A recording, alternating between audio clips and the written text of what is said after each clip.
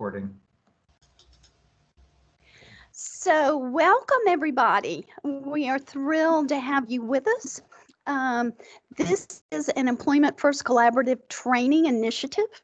It's in partnership with Holly Holmester with the Florida Developmental Disabilities Council. You may know of it as FDDC. Russell Sickles, who is a Griffin Hammes associate, and myself, Nancy Brooks Lane, who is also an associate of Griffin Hammes. So what we're going to do, and we're going to be true to the hour that y'all have committed to. So we'll jump in and make good use of the time. Of course, we want to welcome you all, and after we do introductions, Holly is going to share more about the Florida Developmental Disabilities Council, which has been pivotal in shifting Florida into best practices. So I know you'll love getting to know Holly. She's an amazing woman, along with Sheila. If you know Sheila from the DD Council, they have really been champions for individuals who have disabilities in all inclusive aspects of their lives. Russell's going to go over the project description and scope of work. We'll have a question and answer. We'll talk about next steps, and we'll conclude today. So, as I've said, my name is Nancy Brooks Lane. I'll start Russell, and then you, and then Holly. I have worked in just about every aspect of social justice, civil rights, and developmental disabilities, from very much direct support all the way to the position as a CEO. So I feel so honored to be a part of the lives of the folks who are often pushed to the fringe in our culture. And I'm sorry, someone's waiting in the lobby. That's okay. I just let him in. So thank you. Do have. Let me know when you want me to turn the slides too. Just thank you. Okay. So anyway, it's an honor to meet y'all, and we hope that we'll have a good, strong partnership, if this makes sense, to your vision and mission. So Russell.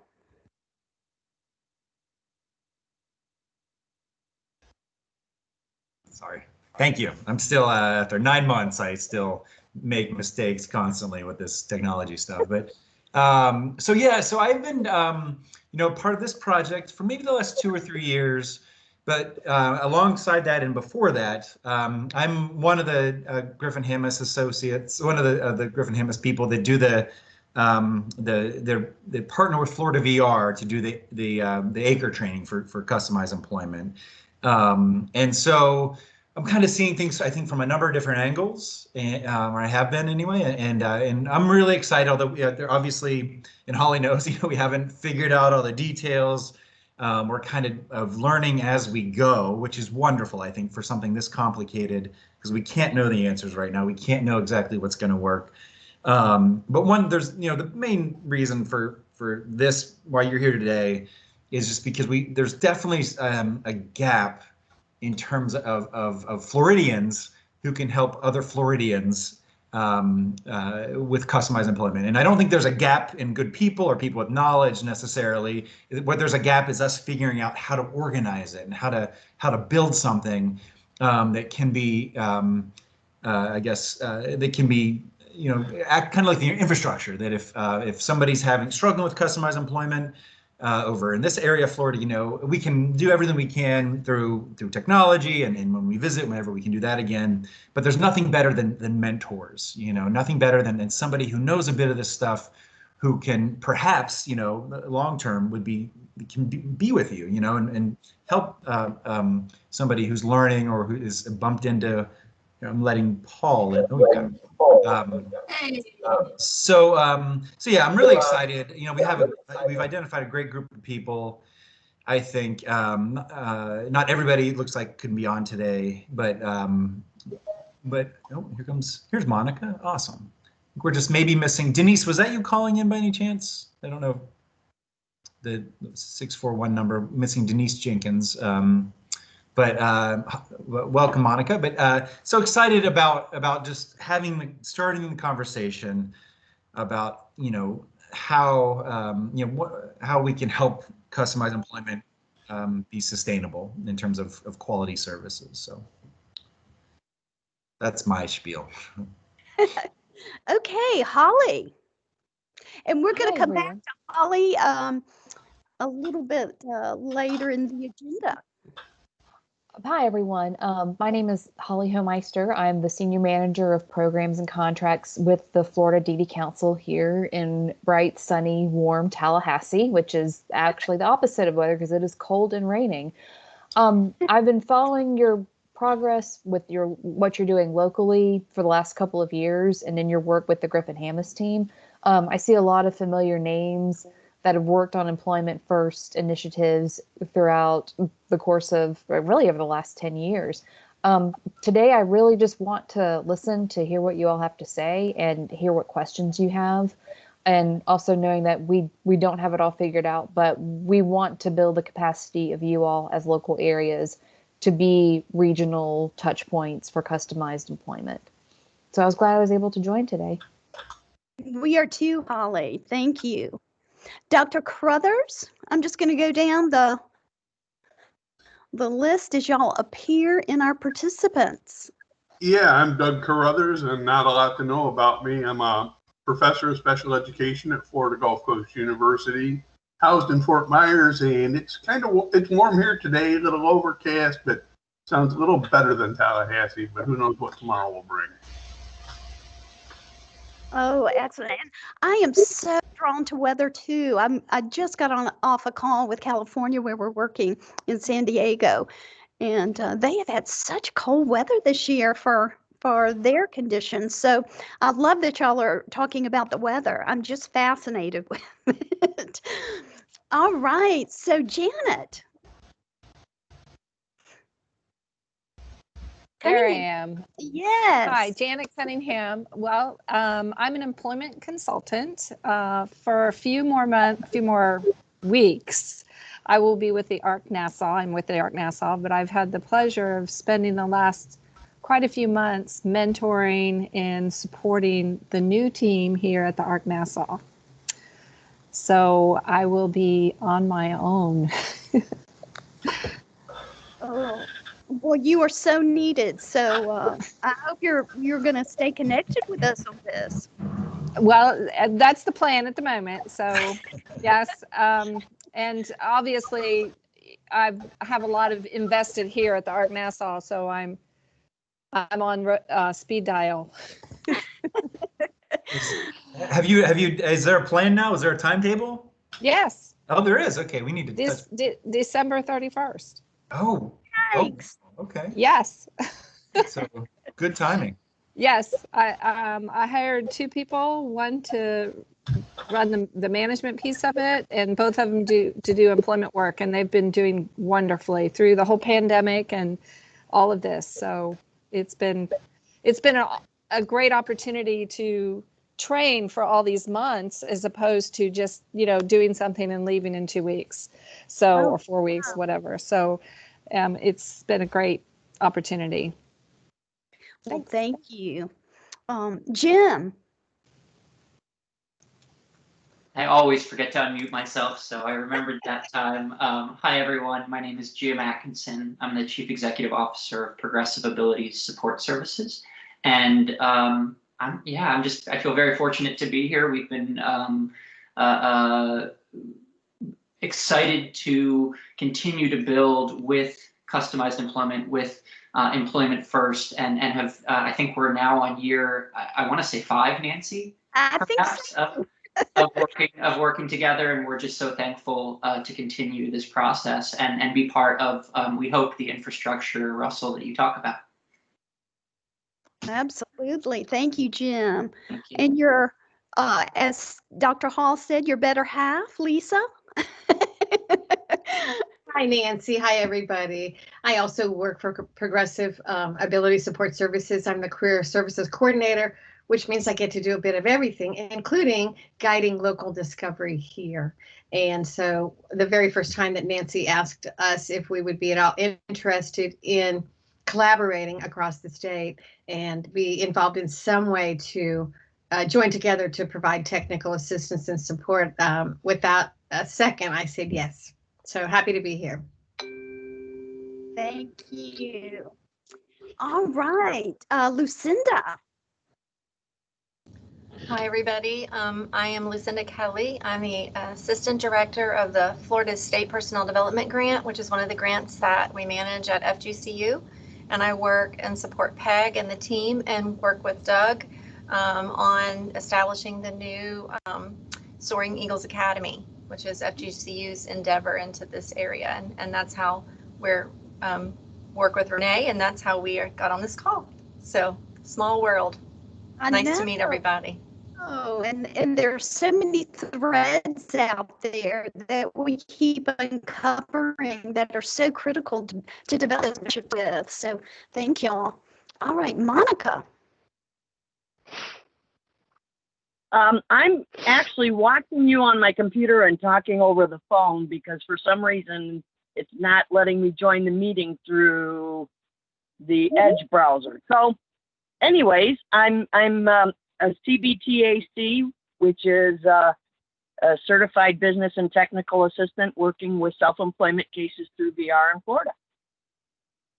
Excellent. Critical part of this process. Nationally.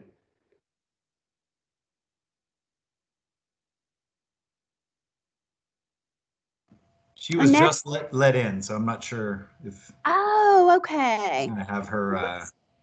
Let's give her a minute then. Renee. I'm here. I'm sorry. Okay, I didn't want to rush you. No, it was giving me a hard time. The computer. I'm so sorry. It's okay. Sorry to interrupt. Okay, so do you want to introduce yourself? Of course. My name is Nashley Soto. I'm from Inspire Central Florida, and I am the program coordinator for an internship called Operation Grow. And that's giving Grow opportunities for work. Thank you, Paul. It's so great Yes, can you hear me? I can. It's so great to have you in the project. I heard about all the changes and I was thrilled to hear them. So we can hear you well. Okay, great. And I'm here with Emily. Oh, hey, Emily. Hi, Nancy. So, Paul, do you want to let folks know all the great things that are a part of your career path? Yeah. So Nashley kind of covered what we do here at Inspire. So, you know, we provide vocational training to individuals with disabilities so that they can hopefully get jobs in the community. That's been suspended a little bit with COVID, but we've been working with them on, you know, resume building and different soft skills. So that's kind of what we do on a day-to-day basis.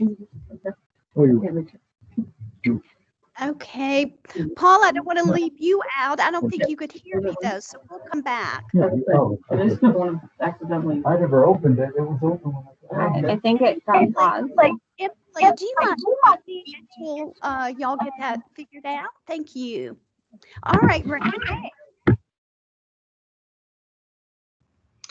Hello, all. I'm Renee Shipton. I'm with the Center for Independent Living Gulf Coast, and our organization has been in collaboration with you guys, I think, as well for maybe 5 years or so in regards to Employment First collaborative training and initiatives. And so we're just honored to be a part of it. And as you are aware, I'm super excited that we were able to engage Florida Gulf Coast University in participating in this conversation today as well. So absolutely.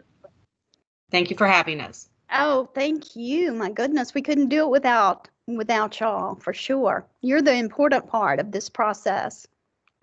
All right, Margaret.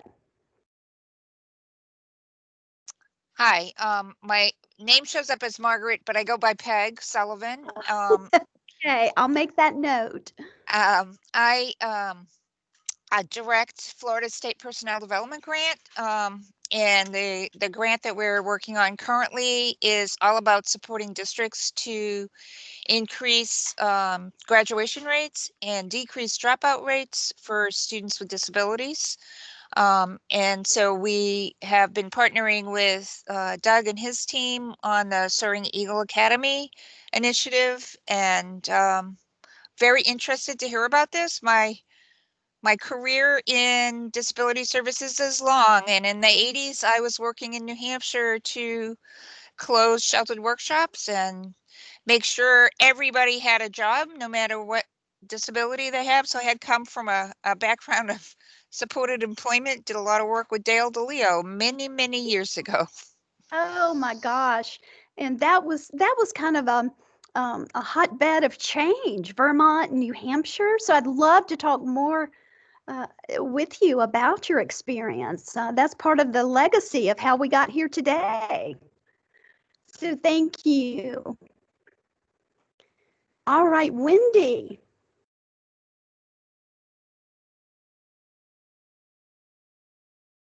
And Wendy, you're muted if you're talking. My name's Wendy Sabaticki. I'm the Discovery Specialist at EmployU. I cover Flagler, Volusia, and Brevard counties. And I'm also mentoring newly certified individuals for Discovery. And I do customized employment. And we were just on the call earlier this morning about mentoring. So Yes. good to see you. And then who this is, the phone number 641. We would love for you to introduce yourself.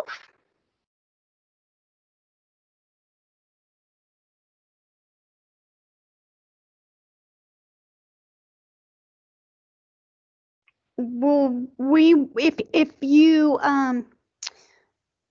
you are a part of this conversation and you've already introduced yourself, we'll move on. Paul, yes. I believe that was Monica. I think she said that she called in and also had her computer pulled up. Yes, thank you, Jim.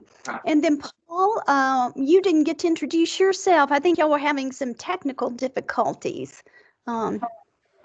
We were having some technical difficulties. I hope you can hear me now. Can you hear me? Loud and clear. Yes, I'm Paul Durand. I'm the operations manager at Inspire Central Florida. And we do day program, but we're running a program called Giving Real Opportunities for Work. And Ashley and Emily work in that program. And so we're all about learning more about customized employment. Excellent. Well, thank you. All right. So is someone trying to speak? Okay, I think everyone's muted your phone. So if you don't mind muting it until we get down to the Q&A part, because Holly and Russell and I will be sharing information so that you have enough knowledge about what's happening to have a conversation or a question and answer period. So Holly, I turn it over to you now. I am going to turn it back to you to go through the project description and scope of work. Oh, okay. Yeah. So Russell, do you want to pull up information? Well, and I just want to talk about one point, or one part of it, if that's okay. I think that is more the piece that's about building that infrastructure, is that we are, we have, and I think that it's not just in Florida, but we just, not to toot our own horn, but Nancy, I don't know if you know this, but we proposed a grant that has a lot of similar components to this one in South Dakota. And so the way Beth wrote it, she's a genius, just like Nancy and everybody else except me at Griffin-Hammis, is that she wrote it like, hey, there's the basics. And then if you want this, there's this a la carte, all this other stuff that we're learning in Florida and some other states. And we talked to them on Monday and they're like, yeah, we'd like to have all of it. So what what we're talking about here and what we'd like to build, again, we're it's a 5-year grant in South Dakota. We're working year by year here. Are just based on needs, I think, that are not that are universal. You know, it's not unique to Florida. Florida's got its own, you know, it's a gigantic state, obviously, compared to South Dakota. Access to leaders is a bit more complicated. Just, you know, the numbers of people, the geographic areas is I think there's a lot more, moving parts. But essentially what we're trying to do is to create some kind of statewide technical assistance plan or center, you know, some format, just like with Monica, she was talking about the CBTACs, which is they're the people that help, they get paid by VR to help people start businesses who are VR clients. Monica doesn't need any help with that, but I talked to other CBTACs who will call, who we train them, and then they call with a question, or, you know, how do we walk through the process? And COVID has just exacerbated just us understanding that in the way this project works in prior years is we'd be there a number of times a year, maybe 5 or 6 times, and so I could always meet people. We could always problem solve, and it's all, you know, when you have real people in a room or you get to meet them, obviously there's benefits to that. But what we knew then and what we definitely know now is that we have to build a system that's responsive, and I think is run primarily ultimately by Floridians, you know, Floridians helping Floridians. And because, you know, if you're in the Panhandle or Tallahassee or Jacksonville or Miami, right, it's all so unique and so different. And even if we could travel, we can't get there in the time that's needed to really help people get what they need. So what we've identified is, okay, we need to start building a plan, and this is part of the South Dakota grant. We're doing in Michigan. Those are just states. We're doing in other states too. But we need to kind of build an idea of what it could look like. And the thing we identified right away is we need to have competent, qualified, you know, good people on the ground to start figuring out, you know, how to train them, what they need, what they tell us, you know, the needs are, and somehow establishing kind of an interagency QA system and measures, quality assurance system, and measures. And we started this last year, you know, Steve, and those of y'all that know that, I apologize, there's some construction happening if you hear that, but we have the fidelity scales now, which is the discovery fidelity scale. We have the job development fidelity scale, and we're going to have Steve's calling it, he's the PhD, so I just follow his lead, but the consultative employment supports, I think, it's basically what we used to call job coaching, but with more of a systematic instruction, emphasis on natural, you know, features of workplace, that kind of stuff. And so we finally, I think, are coming up with this common language about what quality is, right? And it's designed so that it should, like MGA's approach, Mark Gold's approach, you know, Mike and them, or Dale's approach, you know, he's not with Transcend, is he? Is he not with Transcend? I get confused if he's by himself or, but you know, South Florida's doing some stuff. But it should be universal, and that's how Steve, you know, it's a partnership with Utah State. It's a research project. It's not just us, you know. It's not because we say it is. It's because the data, you know, says it is, and it's evolving. But I think that was the first step of coming up with, because that was always the problem, right? Like I think this is good, but I don't think it's good, and then, you know, we don't go anywhere. Like Margaret, my whole thing with, and it's not Margaret, or I'm sorry if it is Margaret. Okay. But my whole thing with support employment was there's so many different definitions of supported employment that if I was in Ohio, or if I'm in West Virginia where I'm talking to you now, if I'm in Colorado, like it's a completely different meaning if I say supported employment, right? There's no really common underpinning of kind of reality. And so Holly and the DDC were instrumental in getting that first fidelity scale going. But that was kind of I think the cornerstone of okay, you know, we have now a common standard that Florida VR is being trained on, you know, that the sites are being trained on, and then as we expand, it'll be the kind of linchpin to keep this all together. But that's you know, that's great, but we also need a system of measures. You know, we need a system of hopefully eventually credentialing requirements. Like, you know, you get trained, that's awesome. But to provide that service and to do it fidelity, what are the how do you know that people are still doing it, right? And how do people keep up with that? Just like any professional system has, they have a system that says, here are our standards. And again, we don't mean this in like a punitive, like punishment way, but mainly that's why we've asked for mentors, because I've worked with some people. I'll get calls, Florida VR counselors will call me or sites or vendors, and there's a problem happening. They're not, something's not working. And everybody is like, we want to do something to help. Like, we don't want to punish you. We want to help you get to where you want to be. And like 99 out of 100 providers are just saying they're not intentionally making mistakes. It's just, we're not sure how to do this, or it's been a while, or we know things have changed, since 10 years ago when we got trained. And so we need a system to make sure we're on the same page of how to get people up to speed, how to ensure constant compliance in terms of quality, with the standards, and some formats to keep track of that. And so Florida VR is a big partner in this, and they're a big, again, they're a huge organization. We haven't determined exactly, how this is going to work, but Jan's been a part of these conversations, Jan Pierce, and there were maybe 12 or 14 Florida VR staff that went through the discovery fidelity scale training, and are actually reviewing discovery staging record, or discovery, our version, discovery staging records, or could be anybody else's. But then we have some other, so anyway, so that's what we're trying to do, is build, that's, I think, the most relevant of our project to everybody on the call. And then we're trying to, we're going to try to do this mentor training, which we talked about. Then we're going to create like regional community practices, where we're pulling in, maybe not, we have the sites, but we want to pull in people who are maybe other people who maybe have been at Periphery or counselors. And then we're going to also train VR, both with kind of, how do you you don't need to come through the whole ACRE stuff, but how do you understand like why the home visitor? How do you explain what discovery is to a family member, or how is discovery not assessment, that kind of stuff.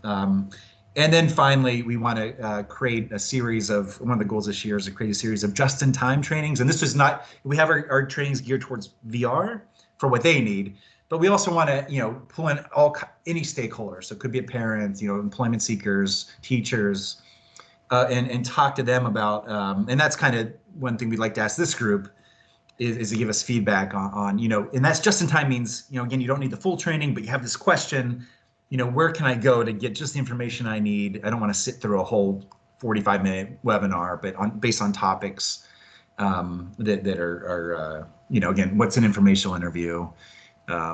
What are ideal conditions of employment? Stuff. I don't know. We're kind of trying to build that, but that's kind of the part I think as we've spent time with sites, we learn that I think organizations themselves are doing a great job overall of managing and mentoring their own staff.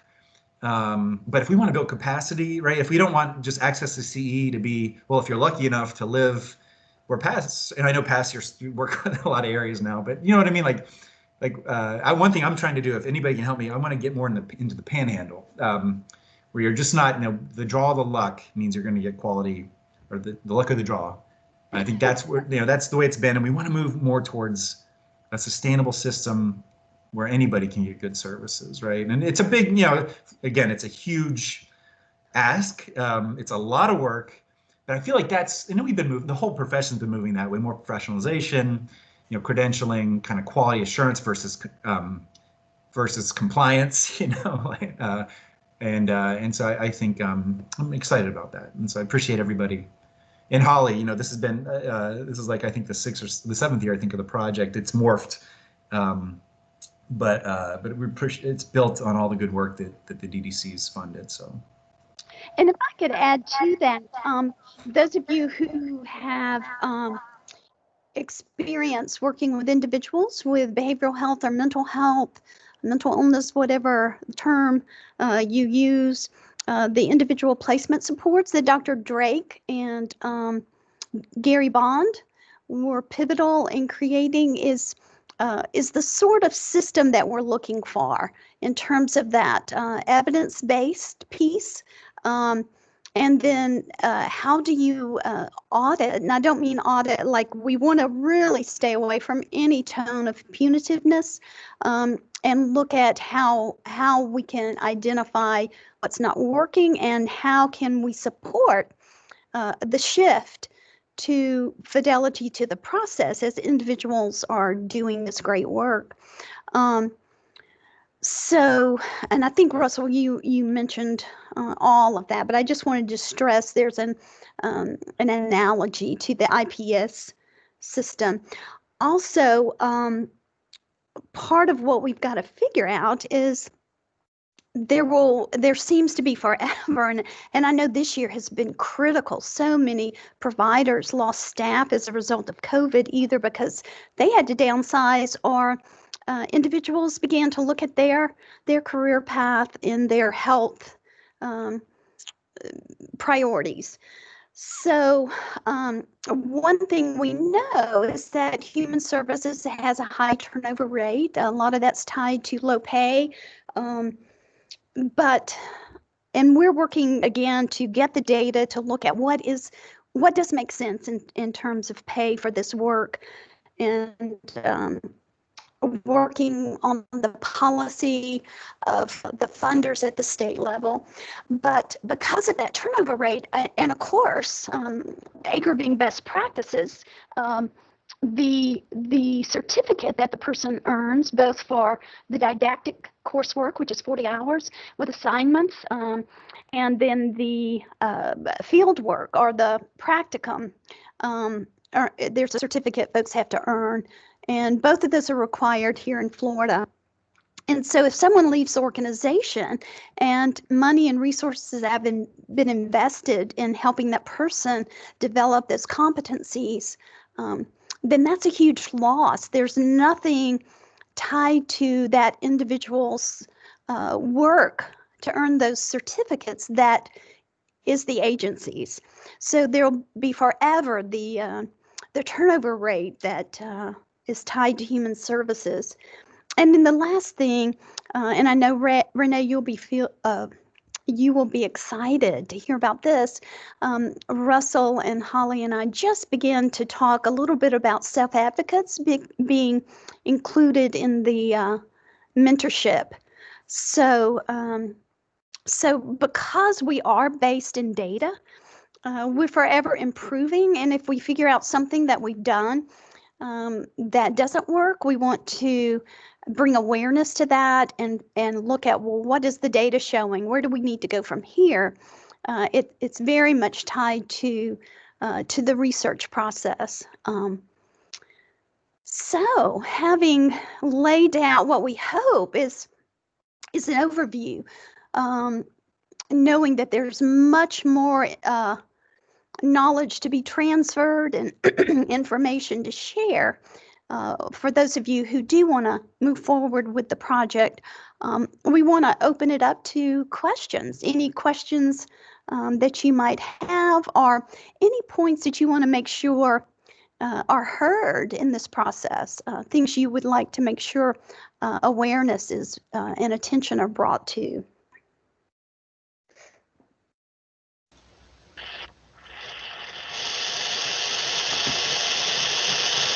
Hi, Nancy. I'll raise my hand. Oh, I'm sorry. I've got to go back to that little part of this project.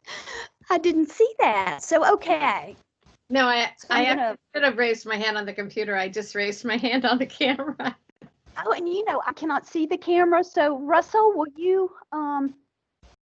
you oversee that process? I know he will. So I'm sorry, Lisa, you have a question? Yes. I just wanted to say that going down the journey, even within our own, team here, our family, I think one of the things that has been difficult and that we would really want to watch for is our language.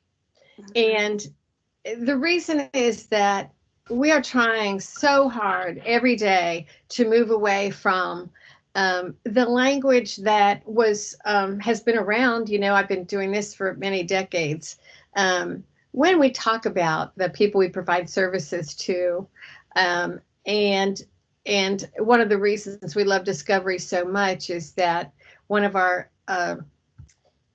company edicts is that we are never testing to see if anyone is work ready. You know, whenever we come in touch with someone who wants services, then, you know, we presume competency. And so I think as this group goes forward, that's one of the things that I would love and be so interested to hear from everybody, you know, in our group that we're forming, just about how we talk about what we're doing and how we're doing it and who we're doing it with, and really elevate that language to modern speak that is provides the utmost respect.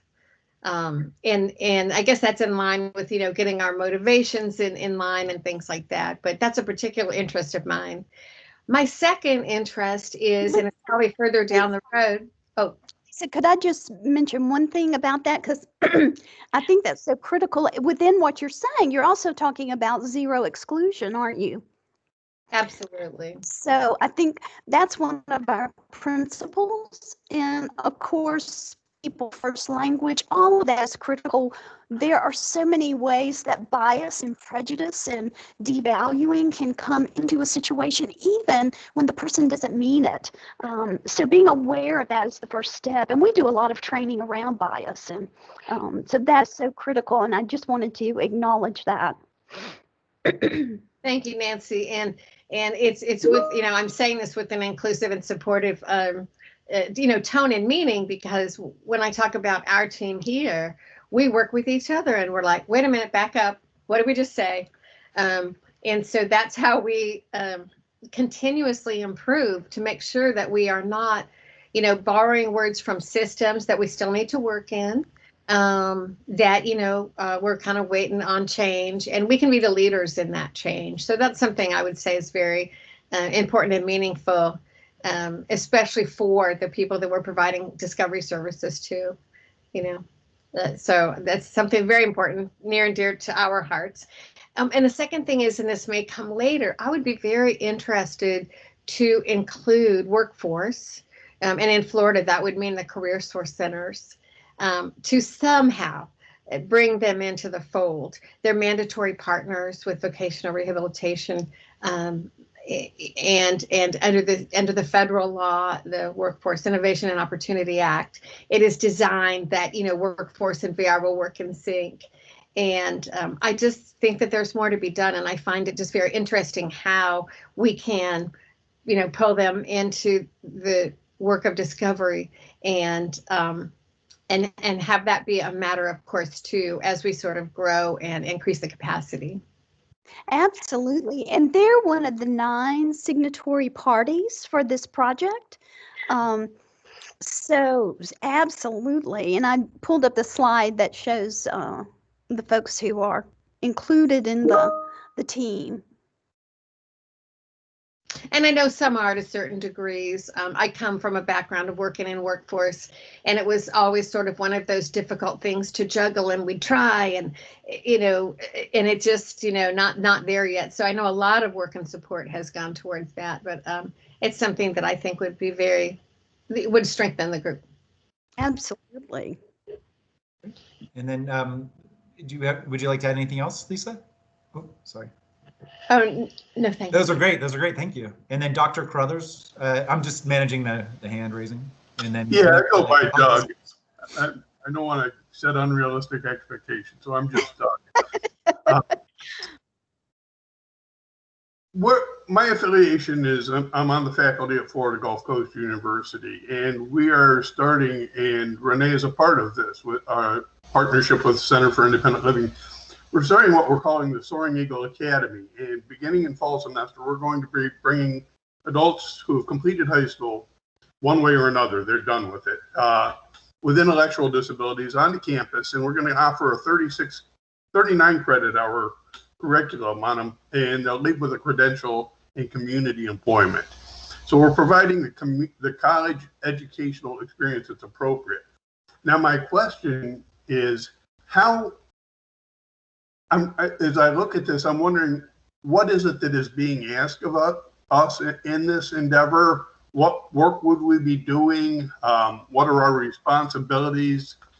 I'm just not sure what it is that I have to do if this is something that we're part of. I'm also not sure if it's something that I can commit to for the university, but I could find that out. But my big thing is I don't understand what exactly I need to do. So that is my question. So part of this is new territory, new groundbreaking. And so while we have other areas that we work closely with, the university systems in partnership, we also know that this may look different in different areas of the state. So part of the way that we feel it's important to work is to include the individuals who have interest in developing that structure. What does it look like? What makes sense? What resources are existing that this could be an extension of? And what resources are needed, both those that are more in kind and any resources that might have financial needs attached to it. So because we do work with Think College around the country, and also because we are partners with a variety of university systems, we have the basic structure of what that would look like. Knowing the flexibility has to be part of that system. So it really would be the housing of expertise that would be identified in Florida. That means there would have to be a website tied to the latest information, so user-friendly kinds of means. There would need to be, as Russell said, some brief videos. If someone has a question, for example, about information interviews, a brief interview or a brief video, for quick information that might be 5 minutes. So a whole warehouse, and of course that's part of what we do, Griffin Hammes and Associates. Also the credentialing piece, and then working in a way so that we feel when someone says that they have earned these certificates to provide discovery and customized employment, that there's a universal structure in place that, Sue's competency entails the same competency as anybody else who has that certificate. Russell, would you want to add anything to that? Because I know that's so broad. And let me check and see if I understand what you've said so far. You want us to have a link to a website. The first thing I got was you want us to help in the planning, which basically attend meetings to try and figure out how we're going to develop this network across the state. Is that correct? Yes. Okay. And then the next thing is, assuming this is whatever, a link on somewhere on the FGC website that shows an affiliation and provides access to videos, and then I guess we figure out how to handle the credentialing. Does that sound about right? That we're looking to tag a link onto our website that will lead to assistance for discovery and customized employment? Yes, absolutely. And then all the details that will flesh that out would come from us conversing. For example, the work in South Florida with the SIL and the university is going to have some resources, some rich resources that other areas might not have. So how do we ensure that there's some standard across regions, and how do we want to partner so that someone in Tallahassee could access the TA system in another area if it's not available in Tallahassee, for example. And of course, Russell and I can lay out the structure that we know has to be in place. We're working right now in Michigan on curriculums and credentialing, I'm sorry, in terms of how do we ensure that someone who had training 2 years ago still has the competency, especially if they've not used the process. And we're tied into, as I said, many university systems where this is part of kind of the think tank, as well as the Office of Disability Employment Policy in DC, that's under the Department of Labor, the Institute for Community Inclusion, as well as, I won't waste time going, not that it's wasting time, but I won't take up time going through all the different partners that we're working with. There are great advantages too that we can bring to that. We just got a 5-year grant on self-employment that has all kinds of great resources tied to it as well. And I'm just kind of, probably what I'm sharing feels fragmented because I'm just trying to throw a few things out there, knowing we don't have a lot of time, and that those who would like to continue partnering on this, or at least attend some initial brainstorming sessions, would have a little bit more information about the particular that we'll develop. Sorry, Nancy. Go ahead, Russell. So it's so when we think about, I think at some point, and again, without knowing exactly the specifics, because Nancy, it's not, Nancy and I, we need Floridians. We need y'all to help us figure out what would work for Florida. But with this, with the Customized Employment Technical Assistance Center or statewide TA center, whatever you want to call it, this network, it's going to have to somehow be anchored somewhere. And we don't know if that would be y'all, Dr. Carruthers. We don't know what your capacity, I don't know, Nancy may, what your capacity are, what your expertise is. It's probably not, it's not going to be Florida VR. If we're building like a professional organization or professional kind of QA network, or whatever, if you think of, if you're a carpenter, you join X, or if you're a dentist, right? It's got to be controlled by its members somehow, and it probably needs an anchor somewhere. And so we're not exactly sure what that ends up being. Even in the South Dakota project, it's 5-year thing. We need to work on the basics, figure out who the partners are, who the stakeholders are, who can commit, and who think it's valuable, and then figure out what it means. So in terms of like a clearinghouse, that's going to be super valuable, a place to go. Obviously any university's got kind of the credibility in terms of competency and in status. I know, like where I'm from West Virginia, if I say WVU, I mean, that gets you in almost every door in the whole state. People will talk to you. If I say, I'm affiliated with APSE, maybe not, in terms of how well they're known.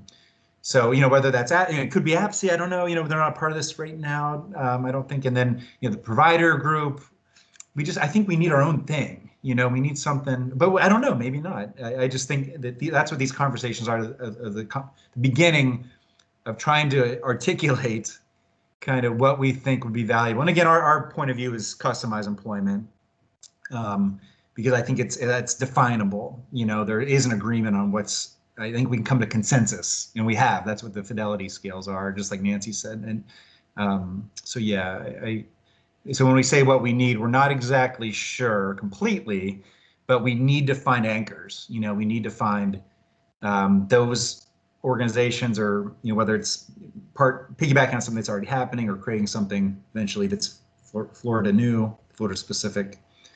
That's where we need to go eventually. So. And if I could add to this, some of it is also just creating links to the resources. Right now, we are working on a national grant with a variety of partners that will share more. And it is doing this sort of stuff too on a national level.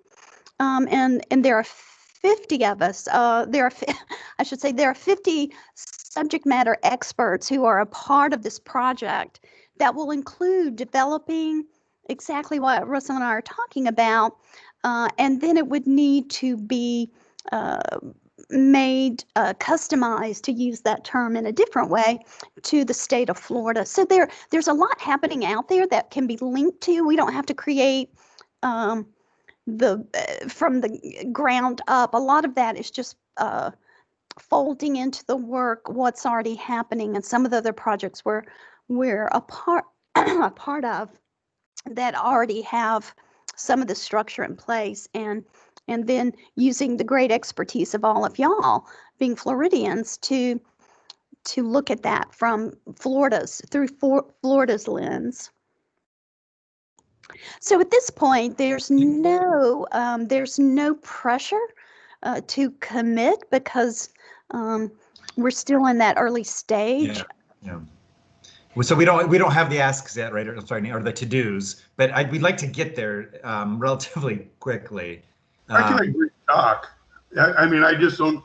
I can agree to talk, and then we see where we end up, whether we're appropriate, whether I have permission, need permission. I don't even know that we need, but I can agree to talk. Yeah. Oh well, that and I can listen too. I think that's where it starts. Yeah. Well, that is a great place to start, because again, when you're creating something and you're basing it on data and logic and common sense, as opposed to just a bureaucratic process to check off some list, there is that creativity that comes into it, and it begins through those conversations. So we are thrilled that you're willing to talk with us. Cool. Nancy, I think I saw Peg had her hand up for a while. Peg. That's Margaret. Yeah. Oh, I'm sorry, Peg. That's okay. I mean, the stuff I have is real simple. I don't know if it's just me, but the only slide that I have seen the whole time is the agenda, and I would love to see the slide that's project description and scope of work. Oh my goodness! And I've got them pulled up. So Russell, I have been moving back and forth, so that we have the statement of need and purpose and the project description, and they're very skeletal. Russell, can you? The statement of need and purpose is up now.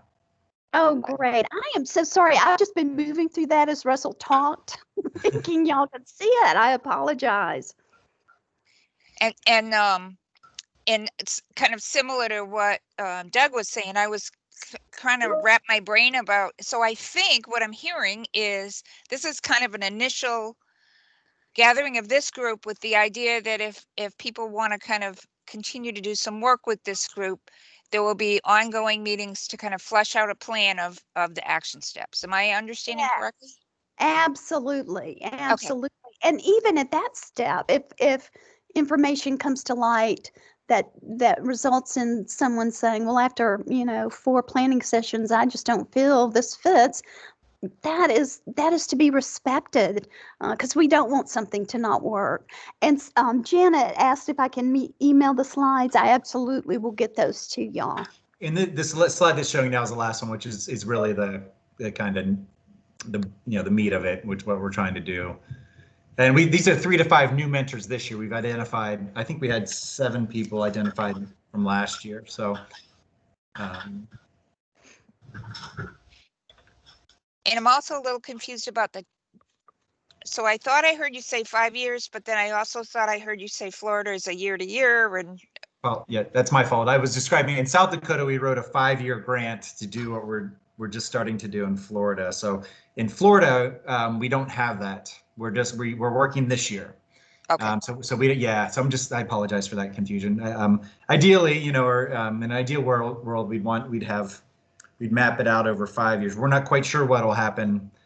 I mean, we'll be in Florida because we've been working with Florida VR, but we're trying to build it as we go. So. Well, I know we're close to 3, and we wanted to honor the fact that y'all committed an hour to us. And what we'll do. And Holly, I apologize. Holly wanted to say something too. I wanted to hear other people's questions. I'll be very quick with my responses.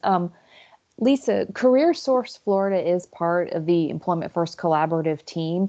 They have been attending meetings for several years. They're on board as far as what they will practice and what they can implement. They're doing better than they were, and so I agree they do need to. They're a natural hand-in-hand partner with some of the work that's already been done.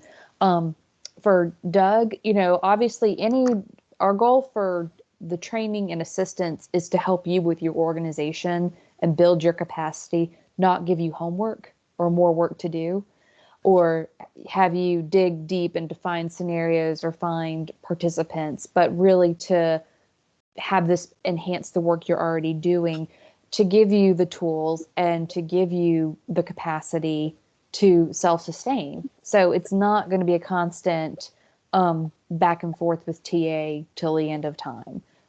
We don't see this as a very extremely long, till the end of time, who knows what's going to happen. But we don't want this to seem like a very big commitment that's going to be a lot of work for you or your staff. We hope this will integrate nicely with what you're already doing to help folks. And I've studied a lot of the labor market in the last year and how jobs are changing, especially entry-level positions and positions for people with disabilities, and especially in Florida, how our industries are changing and rebounding. So we know there's going to be challenges due to COVID and how the workforce is adapted to that and how we have people with disabilities be a meaningful part of that. For those of you who know about the Employment First Collaborative Team, which has been a group of our statewide partners that has met for several years, this with the Employment First Collaborative training and Beth Keaton and the other Griffin Hammis folks, we're going to present an update to that group when they meet again in February to let them know where we are and the work of our local sites. So I hope that has answered some questions or maybe clarified a few things. Yeah, and Russell, if you'll back the slides up, I know we're ending and I will send these out, but it does list all the partners, the signatory partners that, and it's the one before this one. So no, we'll be sending that out. And these are the partners for the statewide Employment First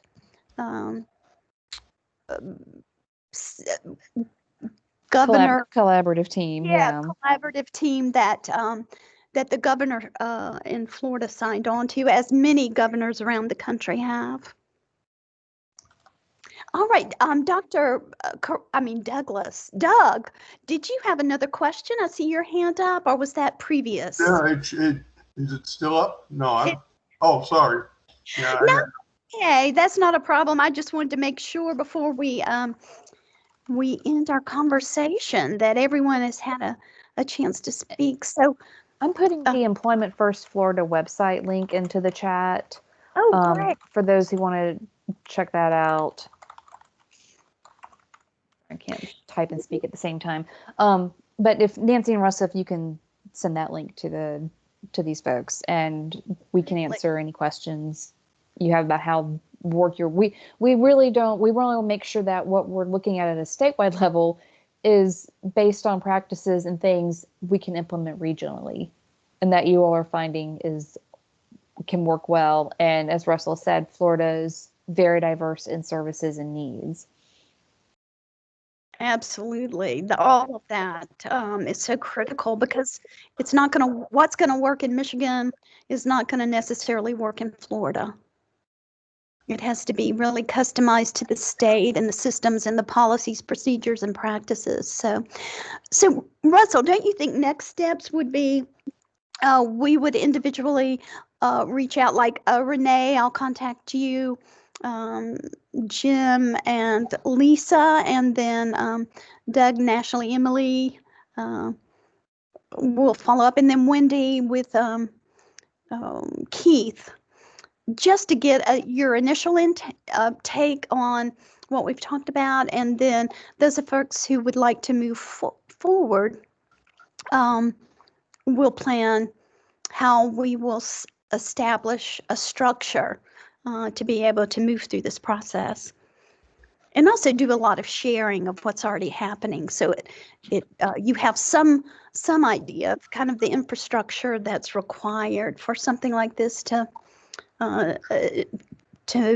form, the craft of it. Does that make sense, Russell and Holly? Yep. Yeah. reach out, and then it may make sense to have like smaller group meeting, you know, Yeah, like that's divide what it I up. was- right. So, as well as, you know, get the group together as we move forward. So. Yeah, so we can have a community of practice with everyone, but the work groups can be more local as we're looking at the specific uniqueness of the 5 areas, actually 6. All right, well, I hope each of you have a wonderful holiday. Stay safe and healthy, and thank you for committing this hour to think through this with us and see where we want to take that first step. Thanks, everybody. Stay healthy. Yeah. Thank Thank you. you, Nancy. Holidays, Bye, everybody. everyone. Thanks. Thank you. Bye-bye. Bye.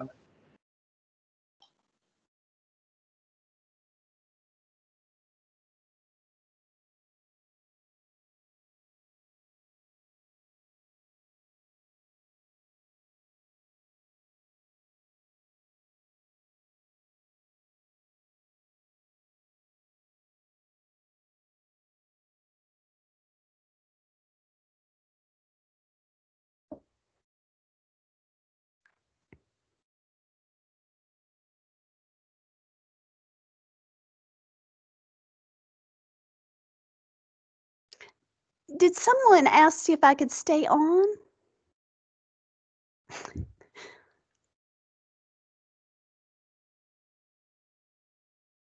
I bet I bet I misheard that. Okay. Well, I will leave the meeting. And Paul and Monica, y'all are still connected, which it's fine for y'all to be. But I just wanted to make sure you knew that you have to press leave the meeting